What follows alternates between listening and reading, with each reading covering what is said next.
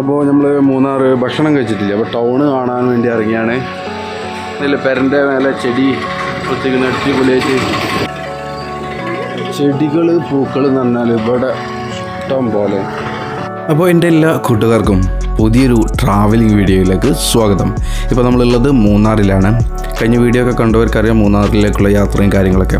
അപ്പോൾ ഞങ്ങൾ ഭക്ഷണം കഴിക്കാൻ വേണ്ടിയിട്ട് പുറത്തിറങ്ങിയതാണ്. സമയം ഇപ്പോൾ ഏകദേശം ഒരു 4 മണിയൊക്കെയാണ് ആയിട്ടുള്ളത്. അപ്പോൾ ഹോട്ടൽ അന്വേഷിച്ച് നടക്കുകയാണ് നമ്മൾ കാർ അവിടെ പാർക്ക് ചെയ്തിട്ടുണ്ട്, പക്ഷെ അത് നമ്മൾ എടുക്കുന്നില്ല. ഒന്നാമത്തെ വിഷയം എന്ന് പറയുന്നത് കാർ അവിടെ നിന്ന് എടുത്ത് പോയാൽ പിന്നീട് ഒരു പാർക്കിംഗ് കിട്ടുക എന്നുള്ളത് ബുദ്ധിമുട്ടാണ്. നമ്മളിപ്പോൾ നിൽക്കുന്ന റൂമിലേക്ക് അവർക്ക് എന്താ പറയുക, ഔദ്യോഗികമായിട്ടൊരു പാർക്കിംഗ് ഏരിയ അങ്ങനെ ഒന്നുമില്ല. റോഡിൻ്റെ ഒരു സൈഡിൽ സേഫായിട്ട് പാർക്ക് ചെയ്യുക, അത്രേ ഉള്ളൂ.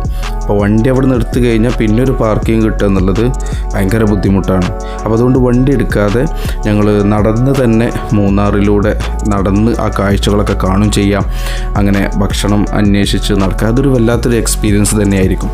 അപ്പോൾ ഞങ്ങൾ മൂന്നാർ ടൗണിൽ നിന്ന് നന്നായിട്ട് നടന്ന് കാണാൻ തന്നെ തീരുമാനിച്ചു. അപ്പോൾ ഇന്നത്തെ നമ്മുടെ വീഡിയോ എന്ന് പറയുന്നത് ഈ മൂന്നാർ ടൗൺ എക്സ്പ്ലോർ ചെയ്യുന്നതാണ്. അപ്പോൾ അവിടുത്തെ കാഴ്ചകളും അവിടുത്തെ മനുഷ്യന്മാരെ പരിചയപ്പെടാനും അവിടെയുള്ള ഓരോ എന്താ പറയുക അമ്പലങ്ങളായാലും പള്ളികളായാലും ചർച്ചുകളായാലും അതൊക്കെ ഇതിലൂടെ നമുക്ക് കാണാൻ സാധിക്കുന്നുണ്ട്. അതുപോലെ വ്യത്യസ്തരായിട്ടുള്ള ഒരുപാട് ആളുകൾ, വിദേശികളായിട്ടുള്ള ആളുകളുണ്ട്, ചെറിയ കച്ചവടം ചെയ്യുന്ന ആളുകളുണ്ട്, പച്ചക്കറി കച്ചവടം ചെയ്യുന്ന ആളുകളുണ്ട്, ധാരാളം കച്ചവടക്കാരും അതുപോലെ ടൂറിസ്റ്റുകളും ഒക്കെ നിറഞ്ഞ ഒരു ഏരിയ ാണ് മൂന്നാർ ടൗൺ എന്ന് പറയുന്നത്. നിങ്ങൾ എപ്പോഴെങ്കിലും ഈ വീഡിയോ കാണുന്നവരാരെങ്കിലും മൂന്നാർ വരാൻ ഉദ്ദേശിക്കുന്നുണ്ടെങ്കിൽ നിങ്ങൾ മൂന്നാർ ടൗണിൽ തന്നെ സ്റ്റേ എടുക്കാൻ ശ്രദ്ധിക്കുക. കുറഞ്ഞ നിരക്കിൽ തന്നെ നമുക്കവിടെ സ്റ്റേ കിട്ടും. ഒന്ന് അന്വേഷിക്കണം എന്ന് മാത്രം. ഒറ്റയടിക്ക് പോയിട്ട് നമ്മൾ എന്ത് ചെയ്യരുത്, റൂം പോയി എടുത്തു കഴിഞ്ഞാൽ ചിലവർ നമ്മളെ നല്ല അത് മുതലാക്കും. അപ്പോൾ ഒന്ന് അന്വേഷിച്ച് റൂം കണ്ടതിന് ശേഷം മാത്രം നമ്മൾ എന്ത് ചെയ്യുക, ആ റൂം സെലക്ട് ചെയ്യുക. അതുപോലെ അവിടെ ശ്രദ്ധിക്കേണ്ട ഒരു കാര്യമാണ് ഹോട്ട് വാട്ടർ ഉണ്ടോ എന്നുള്ളതും കൂടി നമ്മൾ അന്വേഷിക്കുക. ഒട്ടുമിക്ക സ്ഥാപനങ്ങളും ഉണ്ടാകും, എങ്കിലും അതൊന്ന് അന്വേഷിക്കുന്നത് വളരെ നല്ലതാണ്. അപ്പം ഞങ്ങൾ ഈ നടന്നുകൊണ്ടിരിക്കുന്നത് മൂന്നാറിൻ്റെ ഹൃദയഭാഗത്ത് കൂടെയാണ്. ഇവിടെ ധാരാളം ഓട്ടോ ഡ്രൈവർമാരെ കാണാൻ സാധിക്കും. ഇവിടെ എന്നെ ആശ്ചര്യപ്പെടുത്തിയ ഒരു വലിയ സംഭവം എന്താണെന്ന് വെച്ച് കഴിഞ്ഞാൽ, ആദ്യം എനിക്കൊരു ചെറിയ തെറ്റിദ്ധാരണയായിരുന്നു. ഇവിടെ തമിഴ് സംസാരിക്കുന്ന തമിഴന്മാരായിട്ടുള്ള ആളുകൾ ധാരാളം ഇവിടെ കാണാൻ സാധിക്കുന്നുണ്ട്. അപ്പോൾ അത് എന്താണെന്ന് എനിക്ക് മനസ്സിലായി. ഞാൻ ആദ്യം വിചാരിച്ചത് തമിഴ്നാടിനോട് അതിർത്തി പങ്കിടുന്ന ഒരു സ്ഥലമാണല്ലോ മൂന്നാർ, അപ്പോൾ അതുകൊണ്ടായിരിക്കും ജോലിക്ക് വന്നവരായിരിക്കും എന്നാണ് ഞാൻ വിചാരിച്ചത്. പക്ഷേ സംഗതി അതൊന്നുമല്ല. അതിൻ്റെ പിറകിൽ വലിയൊരു ചരിത്രം തന്നെയുണ്ട്. ഇൻഷാ അല്ലാ അത് നമ്മൾ മൂന്നാർ എക്സ്പ്ലോർ ചെയ്യുന്ന സമയത്ത് അതിൻ്റെ കൂടെ നമ്മൾ അതിനെക്കുറിച്ച് സംസാരിക്കും. കഴിയുന്ന പോലൊക്കെ നമ്മൾ ഈ വീഡിയോയിലും അതിനെക്കുറിച്ച് സംസാരിക്കാം എന്നാണ് വിചാരിക്കുന്നത്. എന്തുകൊണ്ടാണ് കേരളത്തിലുള്ള ഒരു എന്താ പറയുക പ്രദേശത്ത് നമ്മൾ ഊട്ടിയിലോ കൊടൈക്കനാലിലൊക്കെ ചെന്നതുപോലുള്ള ഒരു പ്രത്യേക ഒരു ഇതുണ്ടാവുമല്ലോ, അതായത് തമിഴ്നാട്ടിൽ ചെന്ന ഒരു ഫീലിംഗ്, അതുപോലെയാണ് നമ്മൾ മൂന്നാറിൽ ചെല്ലുമ്പോൾ അനുഭവപ്പെടുന്നത്. ഞാൻ ഈ സൈഡിലേക്ക് കാണുന്നത് അവിടുത്തെ കച്ചവടങ്ങളാട്ടോ. ഷട്ടറുകൾ, ധാരാളം ഷട്ടറുകൾ അവിടെ ഉണ്ട്. ചെറിയ ചീപ്പ് റേറ്റിനൊക്കെ അവിടെ നിന്ന് ഇഷ്ടം പോലെ ഇങ്ങനത്തെ ഷട്ടറുകളൊക്കെ കിട്ടും. പിന്നെ ഒരു ഭാഗത്ത് കുറച്ച് മുന്നോട്ട് നടക്കുമ്പോൾ അവിടെ കുറേ കടകളൊക്കെ അടച്ചിരുന്നു. അപ്പോൾ നമ്മുടെ നേരെ മുമ്പിലൊരു പള്ളി കാണാൻ സാധിക്കും. അതാണ് മൂന്നാറിലെ ടൗൺ ജുമാ മസ്ജിദ്. അതിനെപ്പറ്റിയൊക്കെ വിശദമായ വീഡിയോ നമ്മൾ ചെയ്യുന്നുണ്ട്. അപ്പോൾ ഞാൻ നേരത്തെ പറഞ്ഞത് ഇവിടെ തമിഴന്മാർ വരാനുണ്ടായ കാരണം എന്താണെന്ന് വെച്ച് കഴിഞ്ഞാൽ, ബ്രിട്ടീഷുകാർ ആയിരുന്നല്ലോ ഇവിടെ മൂന്നാറിൽ മുന്നേ സമയത്ത് ഉണ്ടായിരുന്നത്. അപ്പോൾ തേയില കൃഷിക്ക് വേണ്ടിയിട്ട് തമിഴ്നാട്ടിൽ നിന്നുള്ള ആളുകളെ കൊണ്ടുവന്നത് കൊണ്ടാണ് ഇവിടെ തമിഴ് സംസാരിക്കുന്നവരുടെ ഉണ്ടാവാനുള്ള കാരണം. അതായത് തമിഴ് പ്ലസ് മലയാളം സംസാരിക്കുന്ന ഒരു ജനതയാണ് ഇവിടെ ഉള്ളത്. അങ്ങനെ ഒരുപാട് നേരത്തെ നടത്തത്തിനൊടുവിൽ ഞങ്ങൾ ആ ഹോട്ടൽ കണ്ടുപിടിച്ചു. ഹോട്ടൽ അൽ ബുഹാരി എന്നാണ് ഹോട്ടൽ. അടിപൊളി എന്താ പറയുക ഹോട്ടലാണ്. ഞങ്ങൾ ഫസ്റ്റ് ടൈമാണ് ഇവിടെ കയറുന്നത്. അപ്പോൾ അതിൻ്റെ ഉള്ളിൽ ഒരു പ്രത്യേക നമ്മൾ മലബാർ ഏരിയയിലൊക്കെ കാണുന്ന തരത്തിലുള്ള ഹോട്ടലിൻ്റെ ഒരു അനുഭൂതി ഇതിൻ്റെ ഉള്ളിൽ നിന്ന് കിട്ടും. അതുപോലെ ധാരാളം മലയാളികൾ, ഇതൊരു എന്താ പറയുക തമിഴ് ആയിട്ടുള്ള ആളുകളെ ഹോട്ടലാണിത് സംഭവം. അതായത് തമിഴന്മാരായിട്ടുള്ള മലയാളികളെ ഹോട്ടൽ അങ്ങനെ പറയുന്നതാവും ഒന്നും കൂടി ബെറ്റർ. ഇവിടെ അറേബ്യൻ ഫുഡും കാര്യങ്ങളൊക്കെ കിട്ടും. അൽ ബുഹാരി റെസ്റ്റോറൻ്റാണ്. അങ്ങനെ ഞങ്ങൾ ഓർഡർ ചെയ്തത് അൽഫാം മന്തിയാണ് ഓർഡർ ചെയ്തത്. ഇവിടെ ഇത്തരത്തിലുള്ള എന്താ പറയുക ഭക്ഷണങ്ങൾ, അറേബ്യൻ ഫുഡുകളൊക്കെ ഇവിടെ കിട്ടാനുണ്ട് കേട്ടോ. അടിപൊളി ടേസ്റ്റ് എന്ന് പറഞ്ഞാൽ ഒരു രക്ഷയില്ലാത്ത ടേസ്റ്റ് ആയിരുന്നു. ഇങ്ങനെ ഫുഡ് കഴിച്ച് നമ്മൾ പുറത്തിറങ്ങി മന്തി അടിച്ച് 530 റുപ്യ ടോട്ടലായിട്ടുള്ളൂ. പിന്നെ ഹാഫ് അൽഫാം മന്തിയും ഒരു വാട്ടർ മെലൺ ജ്യൂസും പിന്നെ അത് കഴിച്ചു. അങ്ങനെ പുറത്തിറങ്ങി. അപ്പോൾ ചളിഞ്ഞ് റൂമിൽ തന്നെ നടന്നു പോവുകയാണ്. അങ്ങനെ ഭക്ഷണം കഴിച്ചതിന് ശേഷം ഞങ്ങൾ വീണ്ടും റൂമിലേക്ക് തന്നെ നടന്നു പോവുകയാണ്. അപ്പോൾ തിരിച്ച് നടന്നു പോകുന്ന വഴിയിലാണ് ഇങ്ങനത്തെ ധാരാളം പൂക്കച്ചവടക്കാരെ അവിടെ കാണട്ടോ. സാധാരണക്കാരായിട്ടുള്ള ആളുകളാണ് ഇതൊക്കെ. അവിടെ ചെന്ന് നമ്മൾ എക്സ്പീരിയൻസ് ചെയ്യേണ്ട ഒരു സംഗതി തന്നെ കേട്ടോ. അവിടുത്തെ ജീവിതങ്ങളും അവിടുത്തെ മനുഷ്യന്മാരും അവരുടെ സംസ്കാരങ്ങളും ഇതൊക്കെ നമ്മളവിടെ പഠിക്കേണ്ട ഒരു സംഗതിയാണ്. നമ്മുടെ ഈ യാത്രകൾ കൊണ്ടൊക്കെ ഉദ്ദേശിക്കുന്നതും ഒന്നത് തന്നെയാണ്. നമ്മളൊരു സ്ഥലത്ത് ചെന്നാൽ അതിനെക്കുറിച്ച് പഠിക്കുക, അതിൻ്റെ ചരിത്രങ്ങളെക്കുറിച്ചും ആ നാട്ടുകാരെക്കുറിച്ചൊക്കെ പഠിക്കുക എന്നൊക്കെ തന്നെയാണ് നമ്മുടെ യാത്രയുടെ ഉദ്ദേശം എന്ന് പറയുന്നത്.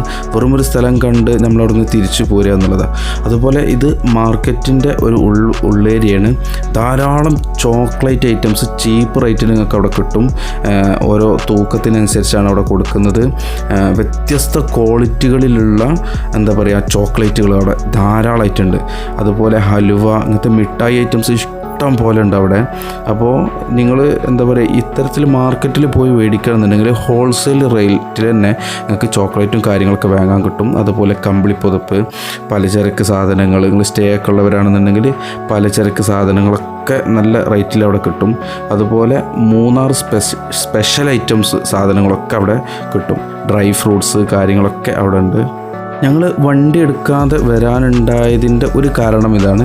ഈ നാടൊന്ന് നടന്ന് കാണുക എന്നുള്ളതാണ്. ഇത് എവിടെ ചെന്നാലും എൻ്റെ ഒരു ഹോബിയാണ്.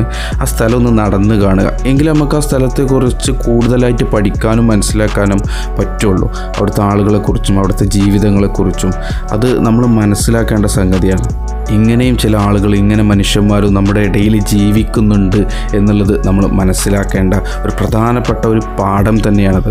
ഈ മൂന്നാർ ടൗൺ എന്ന് പറയുന്നത് നല്ല ജനത്തിരക്കുള്ള ഒരു ടൗൺ തന്നെയാണ്. ഇവിടുത്തെ ടെമ്പറേച്ചർ 0 ഡിഗ്രി വരെ എത്താറുണ്ട് എന്നുള്ളത് ഒരു പ്രത്യേകതയാണ്. ഈ സീബ്ര ക്രോസ് നേരെ മുറിച്ച് കടന്നാൽ നമുക്കൊരു പാലത്തിലേക്ക് എത്തിപ്പെടാൻ സാധിക്കും. അതിൻ്റെ അരികിൽ ധാരാളം ചെറിയ കച്ചവടങ്ങളൊക്കെ ചെയ്യുന്ന ആളുകളെ നമുക്ക് കാണാൻ സാധിക്കും. ചെറിയ വിലക്കുള്ള ഷട്ടറുകൾ, അതുപോലെ തണുപ്പിനെ പ്രതിരോധിക്കുന്ന വസ്ത്രങ്ങൾ. ഇവിടെ അധികം കച്ചവടക്കാരായിട്ടുള്ളത് ഞാൻ കണ്ടത് തമിഴ് സംസാരിക്കുന്ന ആളുകളാണ്. അതിൻ്റെ കാരണം ഞാൻ നേരത്തെ പറഞ്ഞല്ലോ. അപ്പോൾ അതിൻ്റെ വിശദമായിട്ടുള്ള കാര്യങ്ങളെക്കുറിച്ച് ഇൻഷാ അല്ലാഹ് ഞാൻ ഇതുപോലെ ഈ വീഡിയോയിലും അതുപോലെ ഇനി വരാനിരിക്കുന്ന വീഡിയോയിലൊക്കെ ഇൻഷാ അല്ലാഹ് നമുക്കതിനെക്കുറിച്ച് സംസാരിക്കാനുണ്ട്. ഒരുപാട് ചരിത്രം നിറഞ്ഞ ഒരു സ്ഥലമാണ് മൂന്നാർ എന്നുള്ളത്. നമ്മൾ സാധാരണ മൂന്നാർ കാണാൻ പോകുമ്പോൾ നമ്മൾ ആ നാട്ടിൽ പോകും, എന്നിട്ട് അവിടുത്തെ രവികുളം പാർക്ക് അല്ലെങ്കിൽ മാട്ടുപ്പെട്ടി ഡാം ഇതൊക്കെ കാണും, നേരെ തിരിച്ചു പോരും. ഇത്രയാണ് നമുക്ക് മൂന്നാറിനെ കുറിച്ച് അറിയുന്നത്. എന്നാൽ മൂന്നാറിനെ കുറിച്ച് പലർക്കും അറിയാത്ത, എന്നാൽ ചിലർക്ക് അറിയുന്ന ധാരാളം കാര്യങ്ങൾ മൂന്നാറിനെ കുറിച്ചുണ്ട്. മൂന്നാറിൻ്റെ ഒരു വലിയ ഹിസ്റ്ററി തന്നെയുണ്ട്. ഒരുപാട് കാലം അവിടുത്തെ മനുഷ്യന്മാരെ അടിമകളാക്കി വെച്ച ബ്രിട്ടീഷുകാരുടെ കഥകളൊക്കെ അവിടെ ഉണ്ട്. അപ്പോൾ ഇൻഷാ അല്ലാഹ് അതിനെക്കുറിച്ചൊക്കെ ഇൻഷാ അല്ലാഹ് നമ്മളിതിൽ സംസാരിക്കും. മൂന്നാറിലെ പച്ചക്കറി കട, ഇതെന്താ സാധനം? അമരക്ക പോലെ അല്ലേ?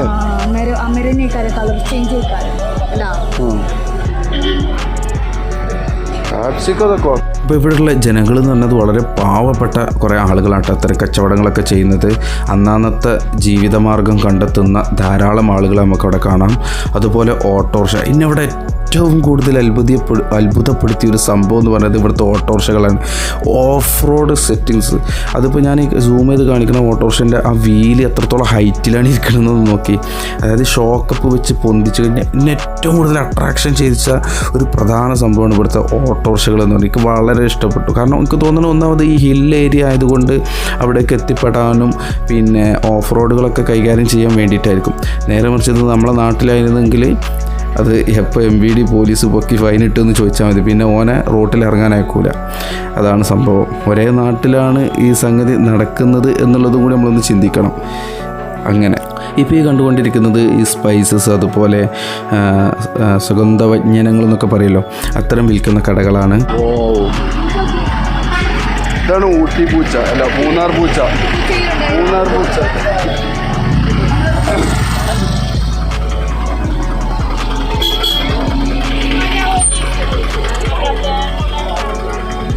അപ്പോൾ ഈ കാണുന്നതൊക്കെ ബേക്കറി ഐറ്റംസ് ഷോപ്പുകളാണ്.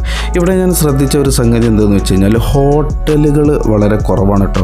ഞങ്ങൾ നേരത്തെ പോയ ബുഹാരി ഹോട്ടലാണ് ഒരു പ്രധാനപ്പെട്ട മൂന്നാറിലൊരു ഹോട്ടലുള്ളത്. പിന്നെ ചെറിയ ചെറിയ ഹോട്ടലുകളാണ്, 1-2 ഹോട്ടലുകളെ ഞാൻ ആ ടൗണിൽ കണ്ടിട്ടുള്ളൂ. അതിൽ കൂടുതലായിട്ടുള്ള ഹോട്ടലുകളൊന്നും അവിടെ കാണാനില്ല. അതുപോലെ ഇതൊരു പെട്രോൾ പമ്പാണ്, ഭാരത പെട്രോളിൻ്റെ സ്റ്റേഷനാണ്. അതുപോലെ ഇന്ത്യൻ ഓയിലിൻ്റെ ഉണ്ട്, HP-ൻ്റെ ഒക്കെ പെട്രോൾ സ്റ്റേഷൻ അവിടെ ഉണ്ട്. നാട്ടിലേതിൽ നിന്ന് ചെറിയൊരു ശതമാനം പൈസ മാത്രമേ കൂടുതലുള്ളൂ. അത് ഞാൻ ശ്രദ്ധിച്ച കാര്യമാണ്. അതുപോലെ ഇപ്പോൾ നടന്നുകൊണ്ടിരിക്കുന്നത് ഇന്ത്യൻ ഓയിലിൻ്റെ അടുത്തേക്ക് എത്തുന്ന പാലത്ത് കൂടെയാണ്. ഇപ്പോൾ പോകുന്നതൊക്കെ വിദേശികളായിട്ടുള്ള ആളുകളാണ് കേട്ടോ. അങ്ങനെ ധാരാളം വിദേശികൾ മൂന്നാറിൽ ഉണ്ട്. അതുപോലെ ടൂറിസ്റ്റുകൾ ഒരു ഹബ്ബ് എന്ന് പറയാം മൂന്നാർ. അത്രക്കും അടിപൊളിയായിട്ടുള്ള ഒരു ടൗണാണ്. ഇവിടുത്തെ വലിയ പ്രത്യേകത ഒന്ന്, ധാരാളം എന്താ പറയുക, വ്യത്യസ്ത സംസ്കാരങ്ങൾ, അതുപോലെ വ്യത്യസ്ത ഭാഷ സംസാരിക്കുന്നവർ, വ്യത്യസ്ത നാടുകളിൽ നിന്ന് വന്നവർ, ഇങ്ങനെയൊക്കെ പാടങ്ങൾ ഒരുമിച്ച് കൂടിയ ഒരു സ്ഥലമാണ് ഈ മൂന്നാർ എന്ന് പറയുന്നത്. ഈനോ സ്പൈസ് മാർക്കറ്റാണ്. സ്പൈസ്, വൈന്, ചോക്ലേറ്റ്സ് ഒക്കെ ഉണ്ട്. Hand craft. ഇവിടെ നിന്ന് ഇങ്ങോട്ട് കിടക്കാം കേട്ടോ. അങ്ങനെ നമ്മൾ ടൗണിൻ്റെ തിരക്കുകളിൽ നിന്നൊക്കെ മാറി നമ്മളെ റൂമിലേക്ക് പോകാൻ പോവുകയാണ്. ഈ സീബ്ര ക്രോസ് നേരെ കടന്നിട്ട് ഇടത്തേക്കുള്ള ആ ഓട്ടോറിക്ഷയൊക്കെ വരുന്ന ഭാഗത്ത് കൂടെ പോയാൽ നമുക്ക് അവിടുന്ന് ഏകദേശം ഒരു 50 മീറ്റർ എത്രയൊക്കെ ഉള്ളൂ നമ്മുടെ റൂമിലേക്കുള്ള ദൂരം. ഏകദേശം ടൗണിൽ തന്നെയാണ്, മെയിൻ ടൗണിൽ തന്നെയാണ് നമ്മുടെ റൂമുള്ളത്. 1000 രൂപക്കാണ് നമ്മൾ ആ റൂം സെറ്റാക്കിയിട്ടുള്ളത്. നമ്മൾ അന്വേഷിച്ച് ആണ് നമ്മൾ ആ റൂം ഇത് കണ്ടുപിടിച്ചത്. അവിടെ ചെന്ന് നമ്മൾ അന്വേഷിച്ചതാണ് കേട്ടോ. അപ്പോൾ അവരായിട്ട് ഒരു 1500 പറഞ്ഞ് നമ്മളത് ബാർഗെയിൻ ചെയ്തിട്ടാണ് 1000 എത്തിച്ചത്. അങ്ങനെ മൂന്നാറിൻ്റെ കൂടുതൽ വിശേഷങ്ങളുമായിട്ടുള്ള യാത്രകളും അനുഭവങ്ങളൊക്കെ ആയിട്ട് ഇനി നമ്മൾ വരും. ഇൻഷാ അല്ലാഹ് ധാരാളം കാഴ്ചകൾ ഇവിടെ കാണാനുണ്ട്. അതൊക്കെ നമ്മൾ ഇൻഷാ അല്ലാഹ് അടുത്ത വീഡിയോകളെല്ലാമായിട്ട് പങ്കുവെക്കും. ഇതിൽ രണ്ടാമത്തെ നിലയിൽ, രണ്ടാമത്തെ നിലയിലല്ല, ഫസ്റ്റ് ഫ്ലോറിൽ തന്നെ